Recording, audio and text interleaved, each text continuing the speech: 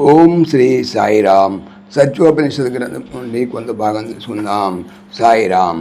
ప్రశ్న: స్వామి, ఏ దిశలో మా జీవితాలు ప్రయాణిస్తున్నాయో మాకు అర్థం కావడం లేదు. మాకంతా అయోమయంగా అసందిగ్ధంగా ఉంది. మేము సరి అయిన మార్గంలో వెళుతున్నామో లేదో మాకు తెలియటం లేదు. మీరే మాకు దిక్కు. దయ ఉంచి మాకు వివరించండి. బాబా, నీవు దక్షిణ భారతదేశంలో వాయిద్యమైన మృదంగమును చూసే ఉంటావు కదా. దీనిని రెండు వైపులా వాయించవచ్చు. నీ జీవితము మృదంగములో చిక్కుకొని ఎలుక వంటిదైనది. మృదంగమును ఒకవైపు వాయిస్తే ఎలుక మరొక వైపు పరిగెడుతుంది. అదే ప్రకారం రెండో వైపు వాయిస్తే ఈ వైపు పరిగెడుతుంది. ఎలుకకు వేరే మార్గము లేదు. మరి ఇదే విధంగా ప్రపంచముతో పిసుగు భగవంతుని చింతిస్తావు. భగవంతుడు నీకు పరీక్ష పెట్టినప్పుడు ప్రపంచం వైపు మొగ్గుతావు. ఈ విధంగా ఎలుకలాగా ఒకవైపు భగవంతుడు, రెండవ వైపు ప్రపంచము, మధ్యలో పరిగెడుతున్నావు. ఇది సరైన పద్ధతి కాదు. మరొక చిన్న ఉదాహరణ: ఇద్దరు విద్యార్థులు ఆటల పోటీల్లో ఎవరు ఎక్కువ అరటిపండు తింటారు అన్న దాంట్లో పోటీ పడ్డారు. వాడు మొదట అరటిపండు తొక్కను తిని తర్వాత మెత్తని పండును తినవచ్చు అనుకున్నాడు. రెండవ వాడు మెత్తని పండు ముందు తిని తొక్కను తరువాత తిందామనుకున్నాడు. ఈ ప్రకారం పోటీ మొదలైంది. మొదటివాడు తొక్కను తినడం చేత పొట్ట నిండిపోయింది.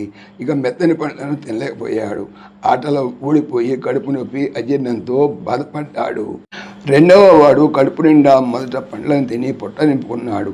తొక్కలు తినలేకపోయాడు కనుక వీడు కూడా ఊడిపోయినట్లే, కానీ ఆరోగ్యంగా ఉన్నాడు. ఇదే ప్రకారము ప్రాపంచిక సుఖాలను, ఇంద్రియ సుఖాలను కోరే వారి స్థితి. అంటే తొక్కలు తిని పండు వెళ్ళిన వాడి గతి. వీడి జీవితము ప్రాపంచిక వ్యామోహం వల్ల నివారణ లేని దుఃఖముతో అంతమొందుతుంది.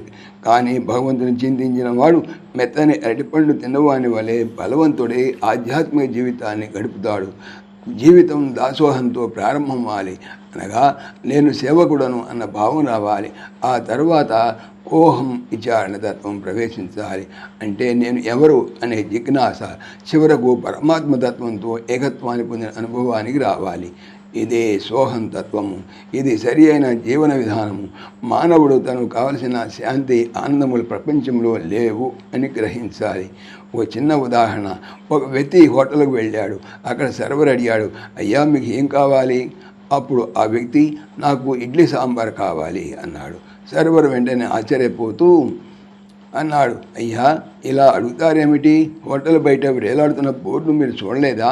ఇది మాంసాహార భోజనశాల. అదేవిధంగా పలావు, బిర్యానీ, చికెన్ వంటి మాంసాహార వంటకాలు ఉడిపి బ్రాహ్మణ శాకాహార హోటల్లో ఎలా దొరుకుతాయి? ఇదే ప్రకారము ప్రపంచానికి ఓ బోర్డు తగిలించి ఉంది.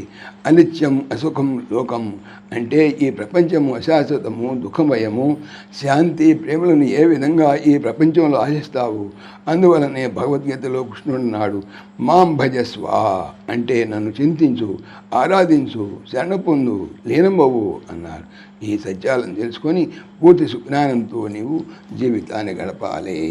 సాయిరామ్.